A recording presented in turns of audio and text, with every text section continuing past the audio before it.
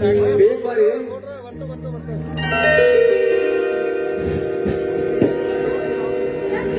ಅಷ್ಟೊತ್ತಿಗೆ ಹೋಗ್ತಿದ್ರಲ್ಲ, ಯಾಕೆ ನಿಮ್ಮ ಶೇರ್ ಮಾರ್ಕೆಟ್ ಏನಾದ್ರೂ ಮುಳುಗಿ ಹೋಯ್ತೇನು? ನನ್ನ ವಿಷಯ ಬಿಡು. ಇವತ್ತಿನ ಪೇಪರ್ ನೋಡಿದ್ರಿ, ಮಾನ್ಯ ಜಿಲ್ಲಾಧಿಕಾರಿ ರುಕ್ಮಿಣಿ ದೇವಿಯವರು ರೈತರ ಪರವಾಗಿ ರೈತರ ಹೋರಾಟಕ್ಕೆ ಸ್ಪಂದಿಸಿದ್ದನ್ನು ಕಂಡು ಕಿಡಿ ಕಾಯ್ದ MLA ತ್ರಿಕಾಲ. ಏನೇ ಈ MLA ತ್ರಿಕಾಲ ತನ್ನ ಹಳಿ ಚಾಯ್ ಬಿಟ್ಟಾಗಿಲ್ಲ. ಹೋಗ್ಲಿ ಬಿಡಿ. ನೋಡಿ, ನಾನು ನಿಮಗೊಂದು ವಿಷಯ ಹೇಳ್ಬೇಕು. ಸರ್ಪ್ರೈಜಾ? ಬೇಗ ಹೇಳು. ಯಾವ ರೀತಿ ಟ್ರಾನ್ಸ್ಫರ್ ಆಯ್ತು? ಯಾವ ಜಿಲ್ಲೆಗೆ ಟ್ರಾನ್ಸ್ಫರ್ ಆಯ್ತು? ನಡಿ, ಹಾಗಿದ್ರೆ ಕಟ್ಟು ನಿನ್ನ ಗಂಟೆ ಮೂಟಿನ. ಛೇ ಛೇ ಛೇ ಛೇ ಛೇ, ಯಾವತ್ತೂ ನೀವು ಜಿಲ್ಲೆ ಗೋಳ ನೋಡು. ಅದಕ್ಕೂ 6 ತಿಂಗಳ ಇದೇ ಊರಾಗ ನೌಕರಿ ಮಾಡಕ್ ಬಿಡ್ಲಿಲ್ಲ ಸರ್ಕಾರ. ನಿನಗಾಯೇ ಸೋಚಿ ನಾನೇ ದೊಡ್ಡ ತಪ್ಪು ಮಾಡಿಬಿಟ್ಟೇನೋ ಅಂತ ಅನಿಸ್ತಾ ಇದೆ ನನಗೆ. ಅದಲ್ಲ ರೀ ನಾನು ಹೇಳೋದು. ಮತ್ಯಾವ್ದ್ರಿ ನಿಮ್ ಸರ್ಪ್ರೈಜ? ನೋಡಿ, ನಿಮ್ ಕೆಲಸದ ವಿಷಯ ಬಿಟ್ಟು ಹೇಳಿ ಬಿಡ್ರಿ, ಯಾವ ಊರಿಗೆ ಅಂತ. ಅಯ್ಯೋ ರಾಮರಾಮ, ಅದಲ್ಲ ಅಂತ ಹೇಳಿದ್ನಲ್ಲ. ಸ್ವಲ್ಪ ನನ್ನ ಮಾತನ್ನಾದ್ರೂ ಕೇಳ್ತೀರಾ ನೀವು? ಹೇಳ್ರಿ. ಹೇಳ ಹೇಳಬೇಕಾ? ಹೇಳ್ರಿ. ಮತ್ತೆ ಹೇಳಿ ಮುಂದೆ. ನೀವು ತಂದೆ ಆಗ್ತಿದ್ದೀರಾ?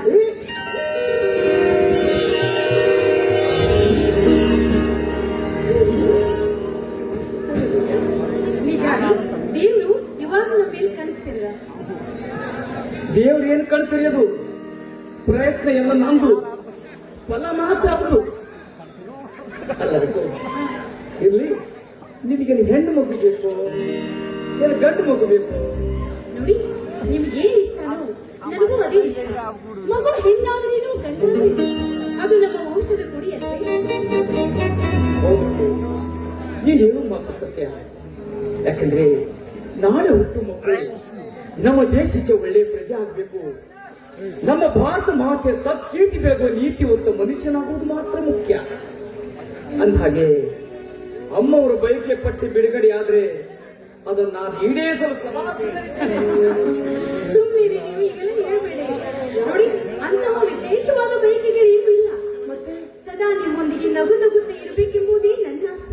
ಹೌದು ಕಣೆ, ನಾನು ಅದೇ ಹೇಳ್ತಾ ಇದ್ದೀನಿ. ನಿನ್ನ ಬಯಕೆ ಪಟ್ಟಿ ಬಿಡುಗಡೆ ಮಾಡು, ನಾನು ಈಡೇರಿಸ್ತೀನಿ ಅಂತ. ಹಾಗಿದ್ರೆ ನಡೆ, ಹೆಜ್ಜೆ ಮೇಲೆ ಹೆಜ್ಜೆ ಹಾಕಿ ಆನಂದಿಸೋಣ. ಆಯ್ತು.